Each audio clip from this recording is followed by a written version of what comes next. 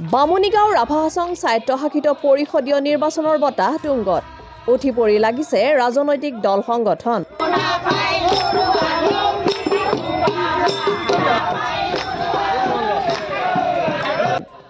2 এপ্ৰিলত অনুষ্ঠিত হ'ব কামৰূপ ৰাভা হাছং পৰিষদীয় নিৰ্বাচন।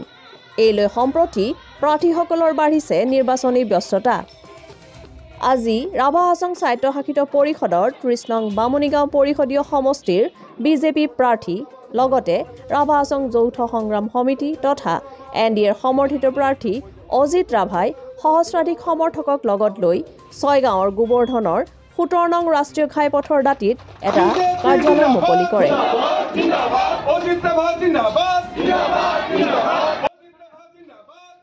এই নিৰ্বাচনী প্ৰচাৰ কাৰ্যালয়টো আনুষ্ঠানিকভাৱে শুভ উদ্বোধন কৰে প্ৰাক্তন মন্ত্ৰী তথা ৰাজ্যিক বিজেপিৰ উপসভাপতি ৰেখাৰাণী দাসবৰুৰ লগতে দক্ষিণ কামৰূপ জিলাৰ সভাপতি অঞ্জন গোস্বামীয়ে। ইয়াৰ লগে লগে এখন সভাও অনুষ্ঠিত কৰা হয়। আমার দলের প্রার্থী অজিত রাভা সপক্ষে আমি যত জনতা থাকে তার জয় থাকে। আজ ভারতীয় জনতা পার্টির প্রতি জনতা আছে জনতারে ইতিমধ্যে 3খন আসন দিয়ে NDA লাভ কৰিছে আৰু এইটোৱে কৈ দিছে যে ৰাইজে ৰজা আৰু জনতাই জনাৰ্দন।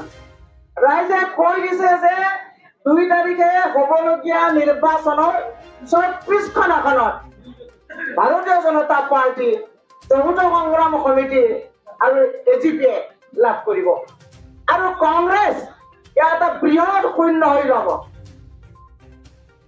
30 নং বামুণীগাঁও পৰিষদীয় সমষ্টিৰ বিজেপি মনোনীত প্ৰাৰ্থীগৰাকীয়ে পদুমৰ ছবিত ভোট দি ৰাইজে তেওঁক জয়যুক্ত কৰিব বুলি আশা প্ৰকাশ কৰে। News desk report, news only 24।